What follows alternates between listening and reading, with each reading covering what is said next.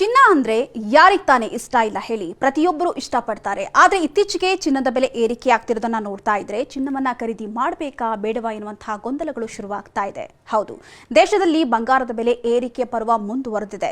ಉಕ್ಕು ಮತ್ತು ಅಲ್ಯೂಮಿನಿಯಂ ಆಮದಿನ ಮೇಲೆ ಹೊಸದಾಗಿ 25% ತೆರಿಗೆ ಹೇರುವುದಾಗಿ ಅಮೆರಿಕ ಅಧ್ಯಕ್ಷ ಹೇಳಿರುವ ಪರಿಣಾಮ ಏಕಾಏಕಿಯಾಗಿ ಚಿನ್ನದ ಬೆಲೆ ಏರಿಕೆ ಆಗ್ತಲೇ ಇದೆ. ಇದೀಗ ಮತ್ತೆ ₹700 ಏರಿಕೆಯಾಗಿದೆ. ಹೌದು, ಕಳೆದ ವಾರ 10 ಗ್ರಾಂನ ಶುದ್ಧ ಚಿನ್ನಕ್ಕೆ ₹86,070 ಇತ್ತು. ಆದರೆ ಈ ವಾರ ₹88,100 ಆಗಿದೆ. ಇನ್ನು ಬೆಳ್ಳಿಗೆ 1 ಕೆಜಿಗೆ ₹1,05,000 ಆಗಿದೆ. ಹೌದು, ಸದ್ಯ ಬೆಂಗಳೂರಿನಲ್ಲಿ 22 ಕ್ಯಾರೆಟ್ನ 1 ಗ್ರಾಂ ಚಿನ್ನಕ್ಕೆ ₹8,035 ಇದ್ದು 10 ಗ್ರಾಂಗೆ ₹80,350 ಆಗಿದೆ. ಇನ್ನು 24 ಕ್ಯಾರೆಟ್ನ 1 ಗ್ರಾಂ ಚಿನ್ನಕ್ಕೆ ₹8,765 ಇದ್ದು 10 ಗ್ರಾಂ ಚಿನ್ನಕ್ಕೆ ಬರೋಬ್ಬರಿ ₹87,650 ಆಗಿದೆ. ಇನ್ನು ಮುಂದಿನ ದಿನಗಳಲ್ಲಿ ಈ ಬೆಲೆ ದುಪ್ಪಟ್ಟಾಗುವಂತಹ ಸಾಧ್ಯತೆ ಇದೆ ಅಂತ ವ್ಯಾಪಾರಸ್ಥರು ಹೇಳ್ತಿದ್ದಾರೆ.